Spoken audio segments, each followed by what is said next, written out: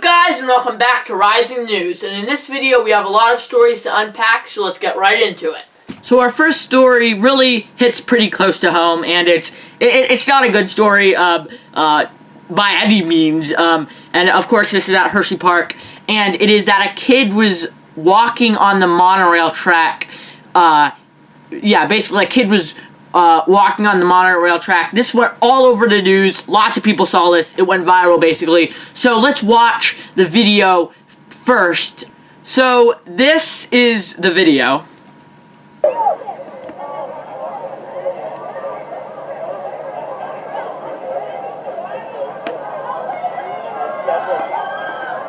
Go that way!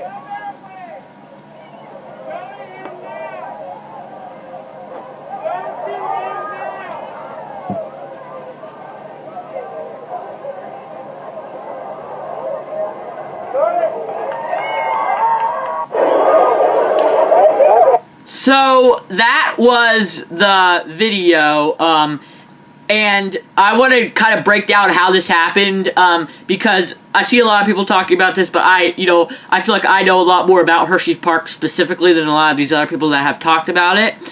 So I just want to break down basically how it happened. So a kind of backstory as to why this kid was able to walk on the monorail track. So basically at the beginning of the season, the monorail had completely shut down. There's been a lot of rumors going around as to why the monorail had shut down. From what I hear, it was struck by lightning in some fashion. I don't know if that was the track or the actual ride vehicles, the trains. But basically, the ride had shut down, and why it had shut down has nothing to do with the story. It's just, it had shut down, so that's why the child was able to gain access to the track. So basically what happened was it had shut down, and I was actually thinking this on my last visit to the park. Of course, the ride was still shut down at that point. It's been shut down the entire season. I was actually thinking they need to have a better barrier, because basically all they have there is chains, like if it was just closed for the day or something. All they have is chains going from either side of the handrails.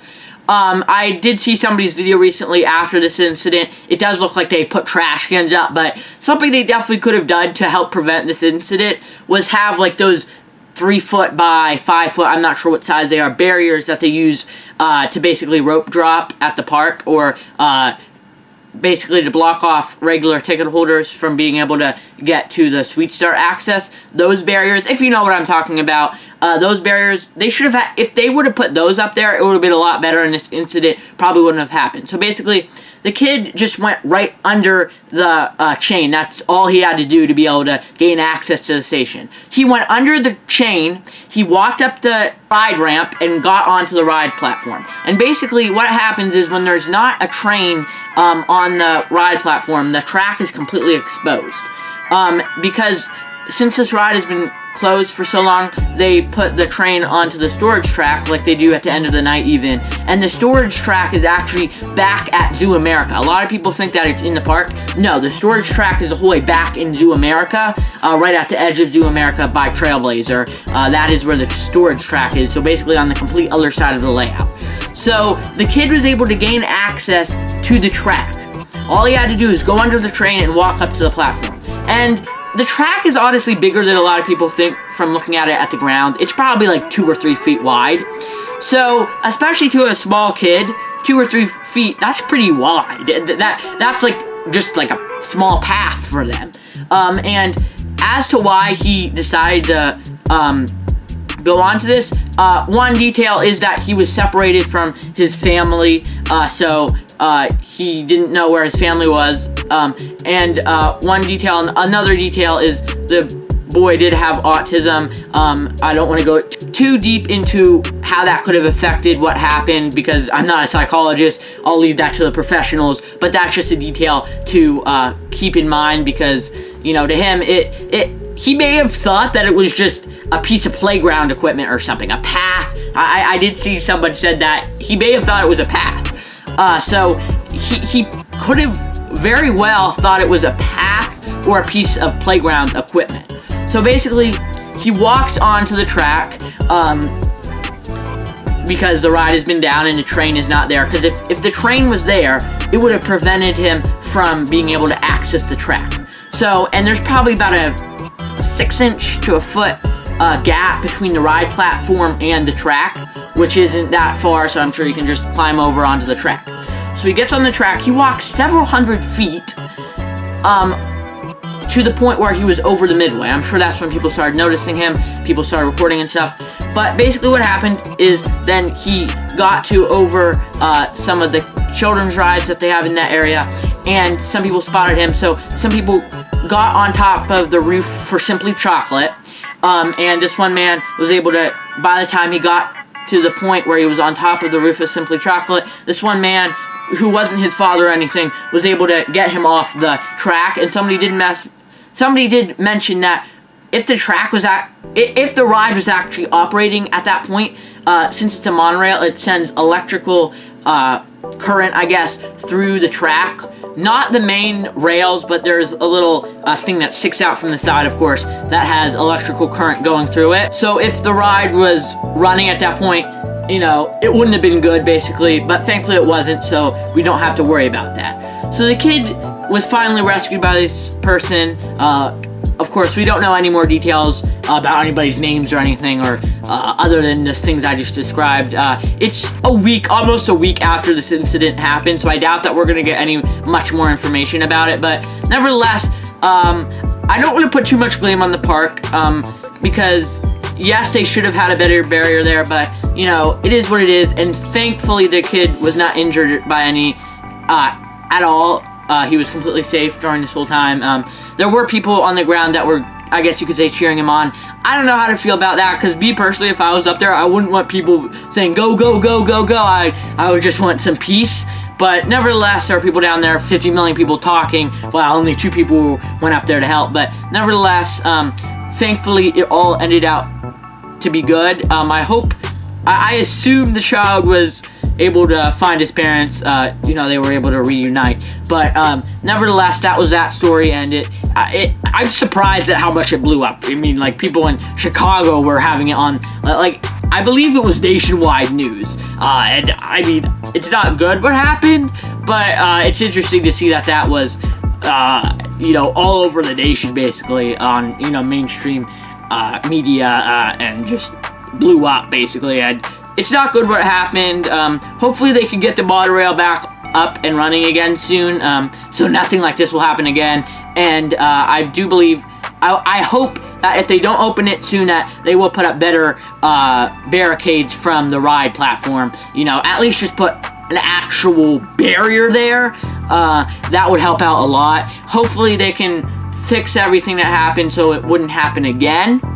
And one of the craziest parts about this story is people were saying that the ride is 100 foot off the ground. You know, some of these major headlines that they were pushing through these news outlets, they were saying, oh, a child was walking on a monorail track that was 100 foot off the ground. The ride at the highest point is 30 feet maybe off the ground, and that's where the ride goes over the bridge, and that's from the top of the track the whole way down to the Spring Creek. So that point, it's at like 30 feet. So where this kid was walking over the midway there, maybe 15 foot. At the highest point there is 15 foot. At some points it would have been like 10 foot off the ground. So it was only like 15 feet off the ground. Now granted, that still is bad, and if he were to fall off the track, I'm sure he'd be badly injured and possibly he may have died. But, you know, it's nowhere near as high as people were trying to claim, but still it is bad how high it was. Okay, so the next story is old news at this point, but I still thought I'd touch on it a little bit and give a little of my opinions. And the story is that the Six Flags CEO, Richard Zimmerman, has announced that he will be stepping down at the end of the year. He will remain as CEO until his successor is appointed. So of course he's not immediately stepping down. You know, and what I believe will happen is, you know, they'll search for the best candidate, whether that be, you know, just somebody in the company, somebody outside the company. I hope they find the best candidate, and through this process, they really find someone that can really take the company through its next chapter, I guess, as you might say. But this is really very interesting that this is happening. Of course, the former Six Flags CEO Salim Basoul got a lot of flack, and Richard Zimmerman has been getting a lot of flack too. And I think sure, a lot of these CEOs can not be the best fit for the company, or these CEOs could really not lead the company in the right direction. And I definitely don't think that is a good reason to, attack the person individually, or, say the person's a bad person, because that has nothing to do with this. It's just they're not the best fit for the company, and they're not leading it in the best direction. But that's not attack on any person. It's just to say that, and it's very interesting that this happened. We've seen a lot of things happen in the Six Flags chain recently, from rides, closures, and so basically what happened with this resignation is basically saying, you probably want to step down. I do think it's good, but it's not good that we're going through so much leadership change. I don't think this is good, going from one CEO to the next. But hopefully something good comes out of this.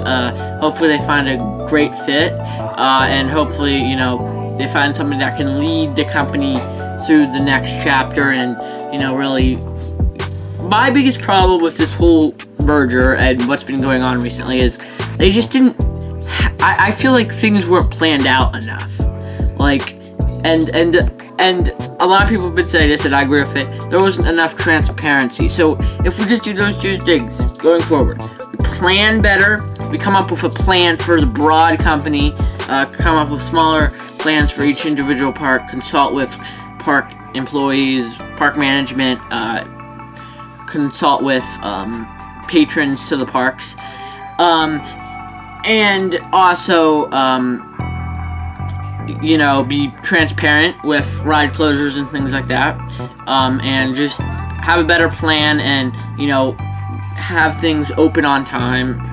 That's a minor thing in my opinion. That's not the biggest thing, but come up with a plan in terms of leadership, and in terms of ride closures, for example, or ride openings. Come up with a plan, and just be transparent, and really do the best to, like I said, I will reiterate, to just plan out everything. And if they do that, that'll be great. I hope they find a great fit for this role. Richard Zimmerman did a phenomenal job at what he did for a while, but it's just recently a lot of bad decisions have been made. And I mean, from everything, from the resignation and everything, that points to, it's all Richard Zimmerman's fault. I'm not sure if that's 100% sure. I mean, obviously he's not making every decision in the company. I'm sure there's other people making decisions, but, if you believe that he's making every decision, that's not really true, because I'm sure there's other people making decisions, and it has to, at the very least, I'm sure it's approved by other people. So, maybe it's just everybody's being lazy at the company. I don't know about that, but something has to change. I'm hoping that this resignation of Richard Zimmerman will at least be the catalyst for everything else. So we'll just have to see what happens from this. Of course, Richard Zimmerman has resigned until at least he will be resigning at the end of the year, once they have found a replacement for this position. But that's all I have to say about this. Moving on to the next story. Okay, so the last story is that Hollywood Rip Ride rocket at Universal Studios Orlando Resort. It is no longer. So basically what happened is the ride shut down. As far as I know, there was no notice of it being permanently closed. And then they started tearing apart the ride, so they kind of pulled a Six Flags, so good job on them. So basically they just started tearing apart the ride, and they're not disassembling it in any way that the ride would be moved to a different park. They're just tearing apart the ride. You know, the ride is closed forever, permanently closed. You know, to make way for a new addition, but in the next few years, an addition. Some of the predictions are a ride like what's going in at the Universal Park in California, something like that. So basically, they're just tearing apart the track, getting rid of this ride, and you know, it's no longer. It's crazy to see, and you know, this is a ride that a lot of enthusiasts have been saying is a terrible ride for a long time, and you know, there's been a lot of predictions, especially lately, that this ride is going to be no longer, and it looks like that happened. You know, all these different photos here, the ride is being torn down, and it's probably almost soon to be gone. So another ride that's no longer. I don't think a lot of people are too sad about it, but it just shows that this year a lot of rides have been disassembled. Looks like Universal is also doing it. I'm not too upset about this. Of course, I would have liked to have gotten the credit at least, but nevertheless, Hollywood Rip Ride Rocket at Universal Orlando Resort is no longer. So if you got to ride it, tell me, did you like it? What were your thoughts on it? It's sad to see it go, but I will reiterate that, of course, a lot of enthusiasts really didn't like it, and it's not a terrible sight to see it go. But that's all the stories I have for today's video. I hope you enjoyed it. If you're not already subscribed, make sure you go down and do that. I hope you enjoyed today's video. Hope to see you in the next one. Goodbye.